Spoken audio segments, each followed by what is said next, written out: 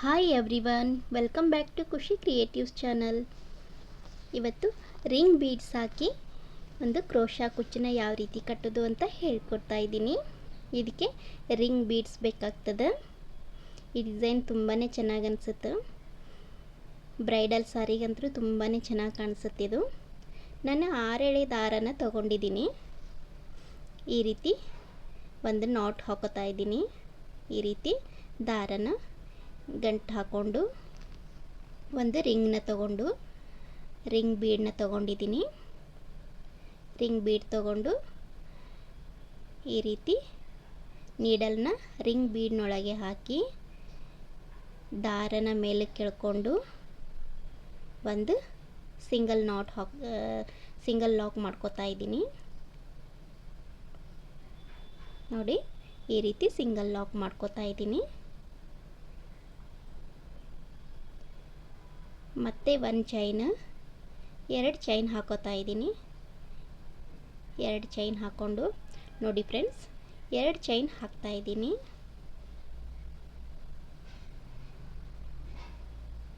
ಈ ರೀತಿ 2 ಚೈನ್ ಹಾಕ್ಕೊಂಡು ನೀಡಲ್ ಮೇಲೆ ಒಂದು ಸುತ್ತ ದಾರನ ತಗೊಂಡು ರಿಂಗ್ನೊಳಗೆ ನೀಡಲ್ನ ಹಾಕಿ ದಾರನ ಮೇಲೆ ಕೆಳ್ಕೊಂಡು 2 ದಾರನ ಒಂದು ಮಾಡಿ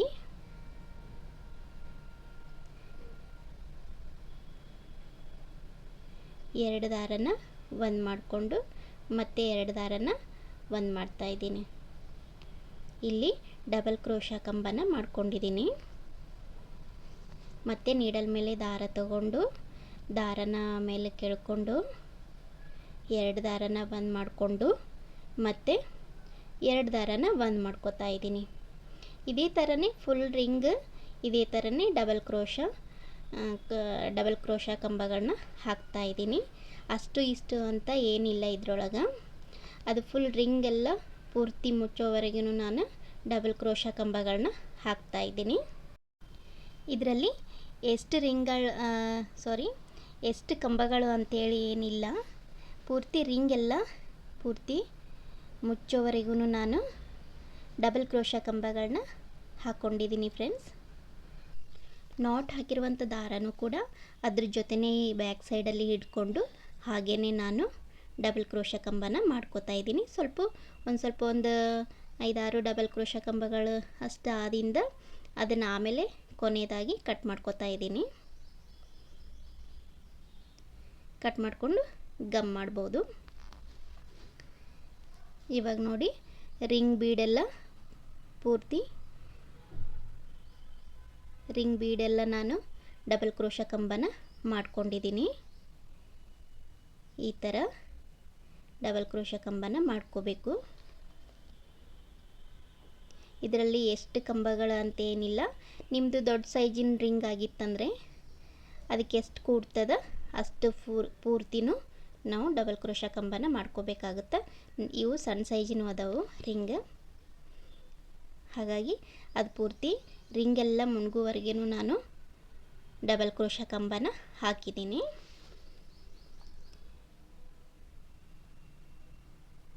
ಇವಾಗ ನೋಡಿ, ಕೊನೆಯದಾಗಿ ಫಸ್ಟ್ ಏನು ಕಂಬ ಹಾಕ್ಕೊಂಡಿದ್ವಲ್ಲ 2 ಚೈನ್ ಗ್ಯಾಪ್, ಆ ಗ್ಯಾಪ್ನಲ್ಲಿ ಯಾವುದೋ ಒಂದು ಕಾರ್ನರ್ ಗ್ಯಾಪ್ನಲ್ಲಿ ನೀಡಲ್ನ ಹಾಕಿ ಒಂದು ಕಾರ್ನರ್ ಗ್ಯಾಪ್ನಲ್ಲಿ ನೀಡಲ್ನ ಹಾಕಿ ದಾರನ ಇಳ್ಕೊಂಡು 2 ದಾರನ ಒಂದು ಮಾಡ್ಕೋತಾ ಇದ್ದೀನಿ.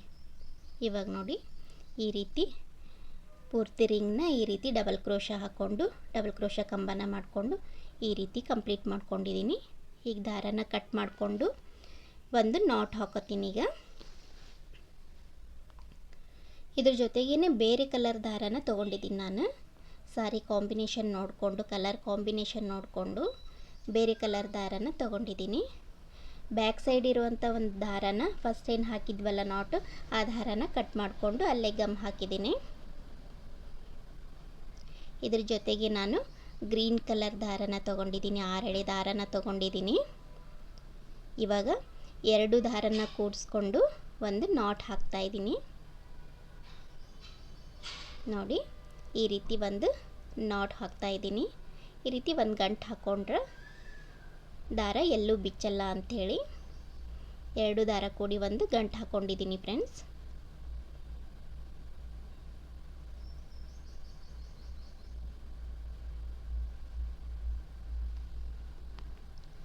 ಇವಾಗ ಗ್ರೀನ್ ಕಲರ್ ದಾರನ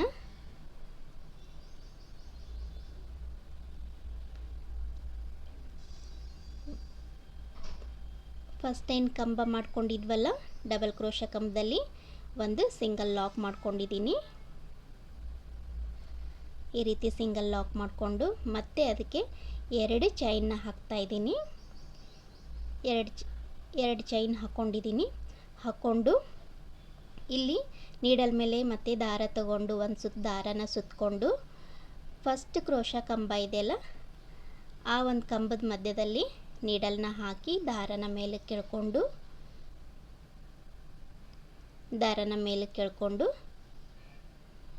ಎರಡು ದಾರನ ಒಂದು ಮಾಡಿಕೊಂಡು ಮತ್ತೆ ಎರಡು ದಾರನ ಒಂದು ಮಾಡ್ತಾ ಇದ್ದೀನಿ.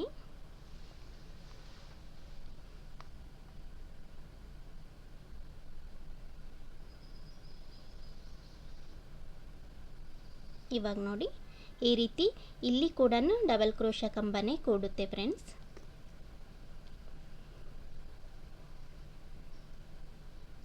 ಈ ರಿಂಗ್ ಪೂರ್ತಿ ನಾವು ಫಸ್ಟ್ ಸ್ಟೆಪ್ನು ಡಬಲ್ ಕ್ರೋಶಾ ಕಂಬನೇ ಹಾಕ್ಕೊಂಡಿದ್ದೀವಿ, ಸೆಕೆಂಡ್ ಸ್ಟೆಪ್ಪಿಗೂ ಡಬಲ್ ಕ್ರೋಶಾ ಕಂಬನೇ ಹಾಕ್ತಾ ಇದ್ದೀವಿ. ಇವಾಗ ನೋಡಿ ಒಂದು ಕಂಬ ಆದಿಂದ ಒಂದು ಚಿಕ್ಕದಾಗಿರುವಂಥ ಒಂದು ಬೀಡನ್ನ ತೊಗೊಂಡಿದ್ದೀನಿ.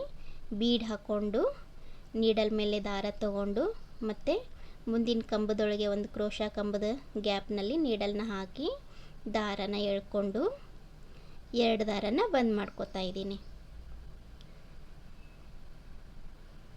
ಎರಡು ದಾರನ ಬಂದ್ ಮಾಡಿಕೊಂಡು ಮತ್ತೆ ಉಳಿದಿರುವಂಥ ಎರಡು ದಾರನ ಬಂದ್ ಮಾಡ್ಕೋತಾ ಇದ್ದೀನಿ. ಆ ದಾರನೂ ಕೂಡ ಹಾಗೆ ಅದ್ರ ಜೊತೆಗೇನೆ ನಾನು ಸೇರಿಸ್ಕೊಂಡು ಕಂಬ ಮಾಡ್ಕೋತಾ ಇದ್ದೀನಿ. ಮತ್ತೆ ಒಂದು ಬೀಡನ್ನ ಹಾಕ್ಕೊಂಡು ನೀಡಲ್ ಮೇಲೆ ದಾರ ತಗೊಂಡು ಸೂಜಿ ಮೇಲೆ ಒಂದು ಸುತ್ತು ದಾರ ತಗೊಂಡು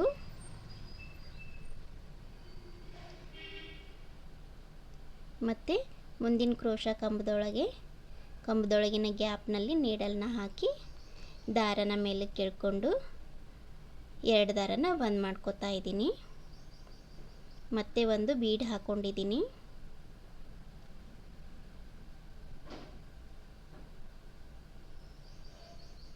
ಒಂದು ಬೀಡ್ ಹಾಕ್ಕೊಂಡು ನೀಡಲ್ ಮೇಲೆ ದಾರ ತಗೊಂಡು ಒಂದು ಸುತ್ತು ದಾರನ ಸುತ್ತಕೊಂಡು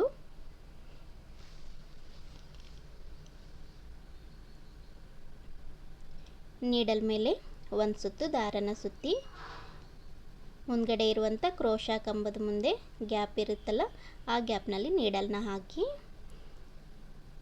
ದಾರನ ಮೇಲೆ ಕೆಳ್ಕೊಂಡು ಎರಡು ದಾರನ ಒಂದು ಮಾಡಿಕೊಂಡು ಮತ್ತೆ ಎರಡು ದಾರನ ಒಂದು ಮಾಡ್ಕೊಂಡಿದ್ದೀನಿ. ಇವಾಗ ಮತ್ತೆ ಒಂದು ಬೀಡ್ ಹಾಕ್ಕೊಂಡು ಮುಂದಿನ ಕ್ರೋಶಾ ಕಂಬದ ಮಧ್ಯೆ ನೀಡಲ್ನ ಹಾಕಿ ದಾರನ ಮೇಲೆ ಕೆಳ್ಕೊಂಡು ಎರಡು ದಾರನ ಒಂದು ಮಾಡಿಕೊಂಡು ಇನ್ನೂ ಎರಡು ದಾರನ ಒಂದು ಮಾಡ್ಕೋತಾ ಇದ್ದೀನಿ. ಇದೇ ಥರನೇ ಇಲ್ಲಿ 14 ನಾನು ಬೀಡ್ಸ್ಗಳನ್ನ ಹಾಕ್ಕೊಂಡಿದ್ದೀನಿ. 14 ಬೀಡ್ಸ್ಗಳನ್ನ ಹಾಕ್ಕೊಂಡಿದ್ದೀನಿ. ಸುತ್ತ ಒಂದೊಂದು ಕಂಬದ ಮಧ್ಯೆನೂ ಒಂದೊಂದು ಕ್ರೋಶಾ ಕಂಬಗಳನ್ನ ಮಾಡಿಕೊಂಡು ಒಂದೊಂದು ಬೀಡನ್ನ ಹಾಕೋತಾ ಡಿಸೈನ್ನ ಕಂಪ್ಲೀಟ್ ಮಾಡ್ಕೋತಾ ಇದ್ದೀನಿ. ಒಂದೊಂದು ಕಂಬದ ಮಧ್ಯೆನೂ ಒಂದೊಂದು ಬೀಡನ್ನ ಹಾಕ್ಕೊಂಡಿದ್ದೀನಿ ನಾನು. ಇವಾಗ ನೋಡಿ ಇಷ್ಟು ಪೂರ್ತಿ ಬೀಡನ್ನ ಹಾಕ್ಕೊಂಡಿದ್ದೀನಿ. ಇಲ್ಲಿ ಒಟ್ಟು 14 ಬೀಡ್ಗಳು ಕುಂತವು. ಇವಾಗ ಕೊನೆಯದಾಗಿ ಒಂದು ಬೀಡನ್ನ ಹಾಕ್ಕೊಂಡು ನೀಡಲ್ ಮೇಲೆ ದಾರ ತಗೊಂಡು ಕಂಬದ ಮಧ್ಯೆ ನೀಡಲ್ನ ಹಾಕಿ ದಾರನ ಮೇಲೆ ಕೆಳ್ಕೊಂಡು ಎರಡು ದಾರನ ಒಂದು ಮಾಡ್ಕೋತಾ ಇದ್ದೀನಿ. ದಾರನ ಮೇಲೆ ಕೆಳ್ಕೊಂಡು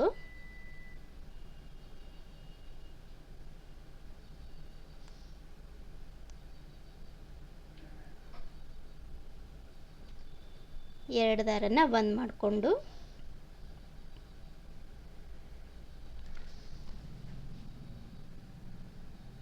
ಮತ್ತು 2 ದಾರನ ಒಂದು ಮಾಡ್ಕೊತಾ ಇದ್ದೀನಿ.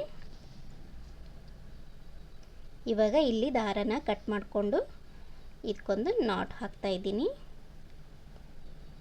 ಇಲ್ಲ ಅಂತಂದರೆ ಬ್ಯಾಕ್ ಸೈಡ್ ಗಮ್ ಹಾಕಿ ಅಂಟಿಸ್ಕೊತಾ ಇದ್ದೀನಿ. ನೋಡಿ ಈ ರೀತಿ ಹಿಂದಿನ ಸೈಡ್ ಉಳಿದಿದ್ದ ದಾರನ ಬ್ಯಾಕ್ ಸೈಡ್ ಸ್ವಲ್ಪ ಗಮ್ ಹಾಕ್ಕೊಂಡು ಗಮ್ ಮಾಡ್ತಾ ಇದ್ದೀನಿ.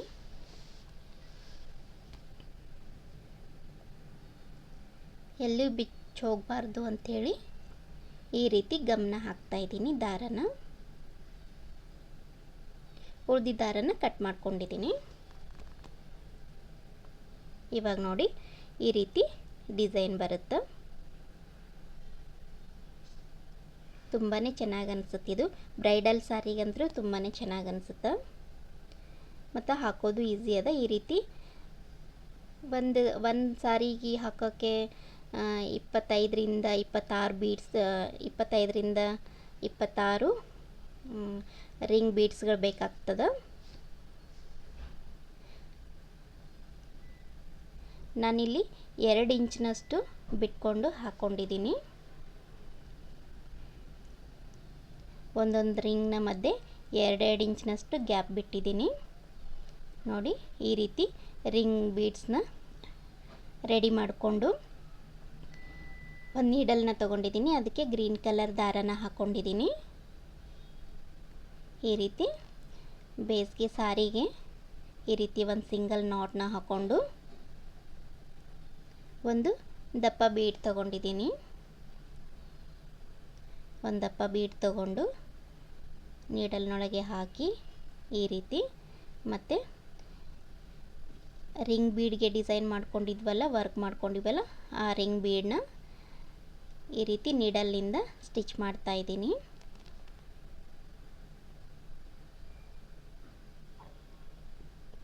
ಈ ಥರ ನೀಡಲ್ಲಿಂದ ಸ್ಟಿಚ್ ಮಾಡಿಕೊಂಡ್ರೆ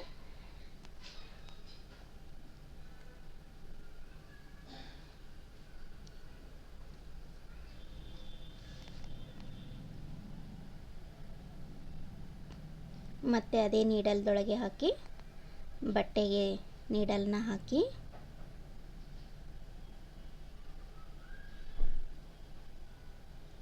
ಬೀಡ್ದೊಳಗಿಂದ ನೀಡಲ್ ತೊಗೊಂಡಿದ್ದೀನಿ. ನಂತರ ಬಟ್ಟೆಗೆ ನೀಡಲ್ನ ಹಾಕ್ತಾ ಇದ್ದೀನಿ. ಬಟ್ಟೆಗೆ ಹಾಕಿ ಮತ್ತೆ ತಿರ್ಗಾ ಬೀಡ್ನೊಳಗೆ ನೀಡಲ್ನ ತೊಗೊಂಡಿದ್ದೀನಿ. ತೊಗೊಂಡು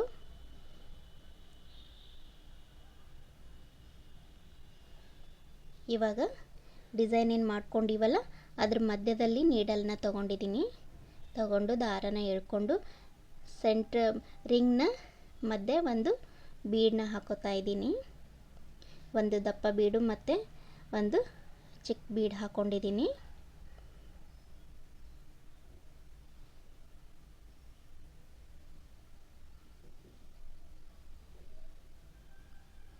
ಒಂದು ದಪ್ಪ ಬೀಡು ಮತ್ತು ಒಂದು ಚಿಕ್ಕ ಬೀಡ್, 2 ಬೀಡ್ ಹಾಕ್ಕೊಂಡಿದ್ದೀನಿ.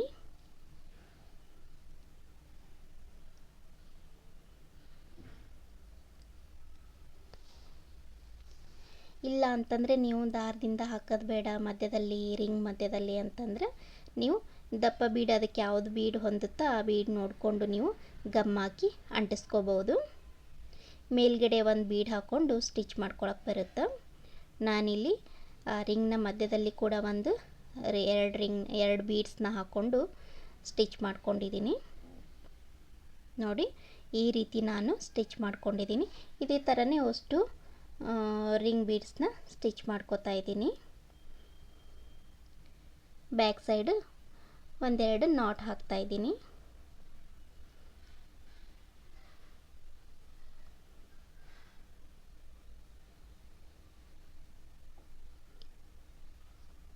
ಸೀರೆ ಹಿಂದ್ಗಡೆ 1-2 ಗಂಟು ಹಾಕ್ಕೊಂಡು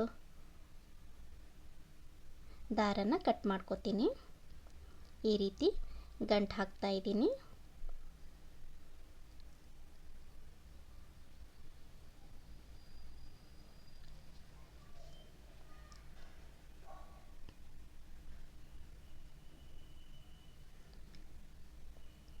ಹಾಗೇನೆ ಸ್ವಲ್ಪ ಗಮ್ ಹಾಕಿ ಅಂಟಿಸ್ಕೊತಾ ಇದ್ದೀನಿ.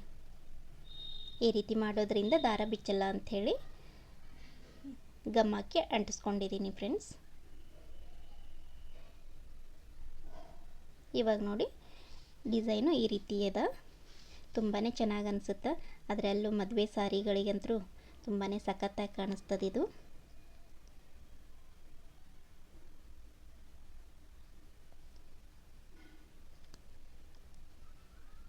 ನಾನು 2 ಇಂಚಿಗೆ ಒಂದೊಂದು ಈ ರೀತಿ ರಿಂಗ್ ಬೀಡ್ಸ್ನ ಹಾಕ್ಕೊಂಡಿದ್ದೀನಿ.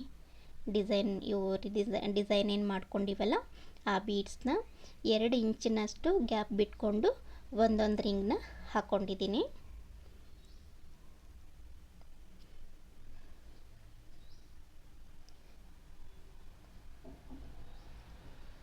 ನೋಡಿ ಈ ರೀತಿ ನಾನು ಬೀಡ್ಸ್ಗಳನ್ನ ಸ್ಟಿಚ್ ಮಾಡ್ಕೊಂಡಿದ್ದೀನಿ.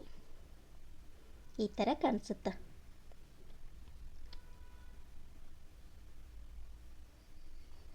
ಬ್ರೈಡಲ್ ಸಾರಿಗಂತೂ ತುಂಬಾ ಚೆನ್ನಾಗಿ ಅನಿಸುತ್ತೆ. ಅಷ್ಟಕ್ಕೆ ಬ್ರೈಡಲ್ ಸಾರಿಗೆ ಅಷ್ಟೇ ಅಲ್ಲ, ಎಲ್ಲ ಸಿಲ್ಕ್ ಸಾರಿಗೂ ತುಂಬಾ ಚೆನ್ನಾಗಿ ಅನಿಸುತ್ತೆ. ಕಲರ್ ಕಾಂಬಿನೇಷನ್ ಚೆನ್ನಾಗಿದ್ದರೆ ಎಲ್ಲ ವರ್ಕ್ಗಳು ಚೆನ್ನಾಗಿ ಕಾಣಿಸ್ತವೆ. ಈ ವಿಡಿಯೋ ನಿಮ್ಗೆ ಇಷ್ಟ ಆದಲ್ಲಿ ಒಂದು ಲೈಕ್ ಮಾಡಿ, ಹಾಗೆ ಶೇರ್ ಮಾಡಿ, ಸಬ್ಸ್ಕ್ರೈಬ್ ಮಾಡಿ.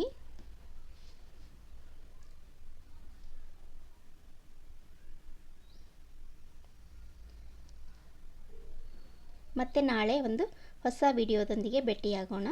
ನಮಸ್ತೆ.